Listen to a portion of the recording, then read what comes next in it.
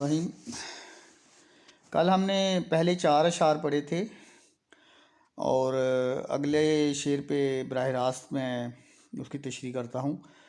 किस वास्ते अज़ीज़ नहीं जानते मुझे, लालो ज़मुर्रदो ज़रो गोहर नहीं हूँ मैं।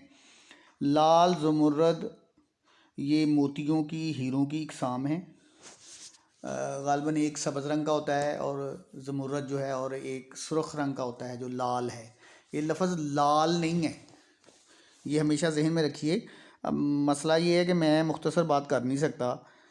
लाल लफ्ज़ है ये, लाल। ये आपने लाल शहबाज कलंदर सुना होगा, सिंध के एक बहुत सूफ़ी बुज़ुर्ग हैं, उनको भी लोग लाल शहबाज कलंदर कहते हैं। वो लाल शहबाज नहीं है, वो लाल शहबाज है। इसी तरह ये लफ्ज़ लाल है, लाल सुर्ख मोती को कहते हैं और बड़ा कीमती होता है। और ज़रो गोहर, ज़र सोना और गोहर फिर मोती, तो ये सनत तकरार का इस्तेमाल हो रहा है यहाँ भी। और ऊपर देखिए, ये कल जो मैं पढ़ा रहा था उसमें ये आपने देखा होगा, सज़ा में अकूबत के वास्ते। सज़ा का मतलब भी अकूबत है और अकूबत का मतलब भी सज़ा है, दोनों का। ये भी सनत तकरार है, यहाँ भी सनत तकरार है, यानी बार बार एक ही चीज़ का जिक्र हो रहा है।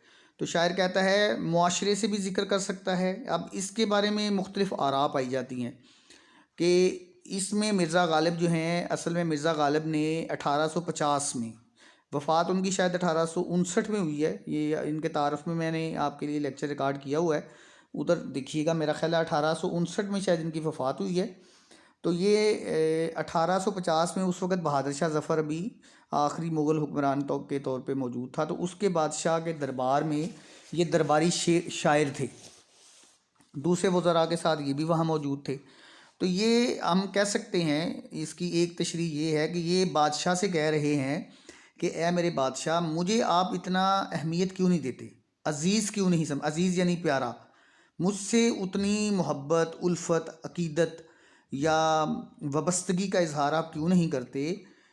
क्या मैं लाल नहीं हूँ? क्या मैं ज़मुर्रद नहीं हूँ? क्या मैं ज़र नहीं हूँ? क्या मैं मोती नहीं हूँ? यानी दूसरे लफ्ज़ों में ये कि आप बादशाह जो होते हैं वो हीरे जवाहरात और मोतियों के बड़े आशिक होते हैं, दौलत के आशिक होते हैं, हमारे हुक्मरानों को निकाल के।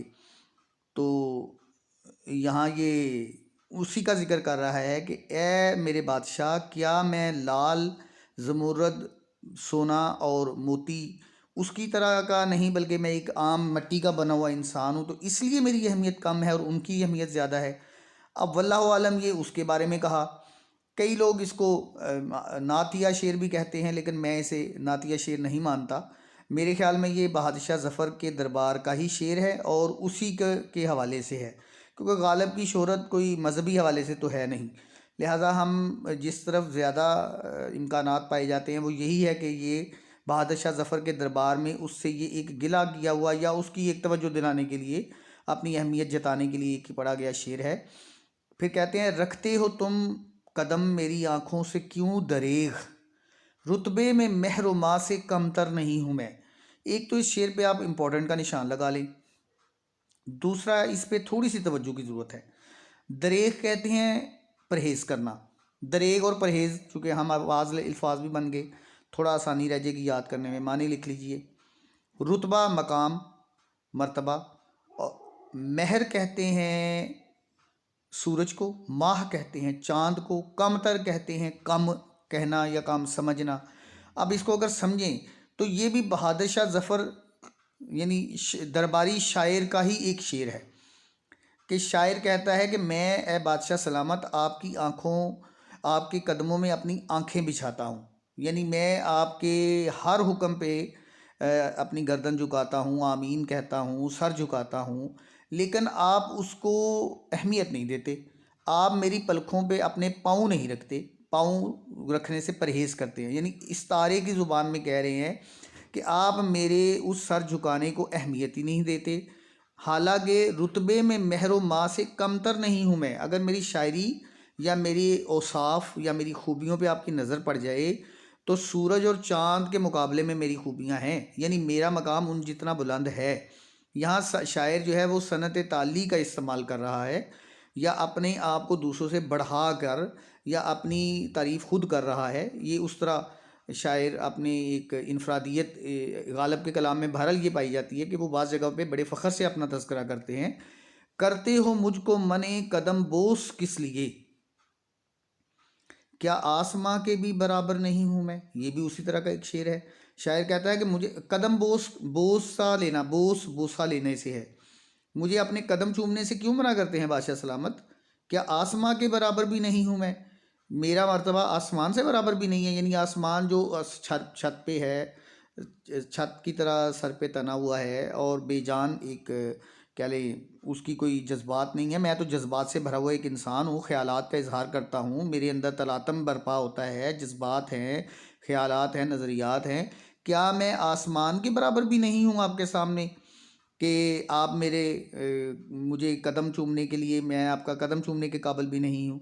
गालिब वजीफ़ा खार हो दो शाह को दुआ, वो दिन गए जो कहते थे नौकर नहीं हूँ मैं।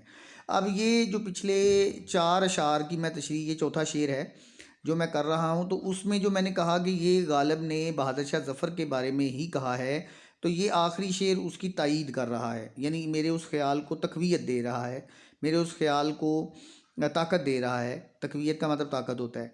वजीफ़ा कार कहते हैं तनख्वाहदार। जैसे हम अगर कॉलेज में पढ़ाते हैं तो हमें जो कॉलेज से पे मिलती है, तो उर्दू ज़ुबान में हम इसे कहते हैं वजीफ़ा। ठीक है। तो गालिब एक तो ये है मक्ता है, क्योंकि इसमें शायर जो है वो अपना तखल्लुस इस्तेमाल कर रहा है। तो कहता है गालिब अब तनख्वाहदार है और इस तनख्वाह के लिए दो, यानी दो का मतलब है दो, दे दो शाह को दुआ। शाह का मतलब है बादशाह, यानी इसके लिए आप बहादुर शाह ज़फ़र को दुआएं दो कि उसने मेरा वजीफ़ा या तनख्वाह मुकर्रर की है। यानी इस पे गालिब इस बात पे अल्लाह का शुक्र अदा कर रहे हैं कि गालिब बहुत अरसा बेरोज़गार रहे, गुर्बत की ज़िंदगी गुजारते रहे।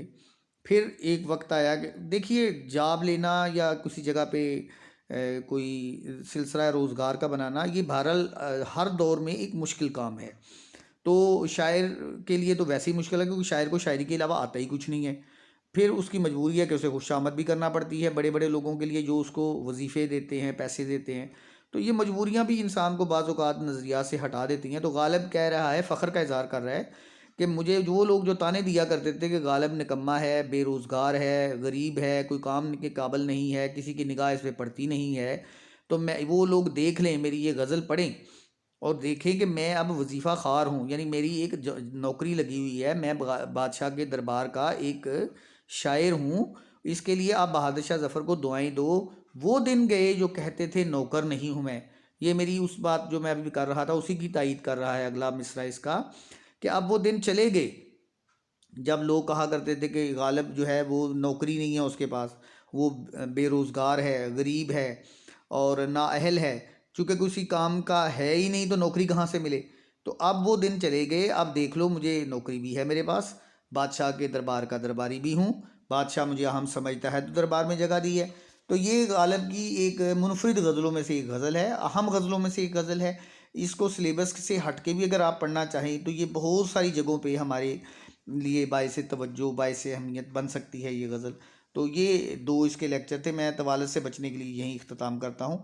अगले लेक्चर में इंशाल्लाह फिर आपसे बात होगी। मिलते हैं ब्रेक के बाद।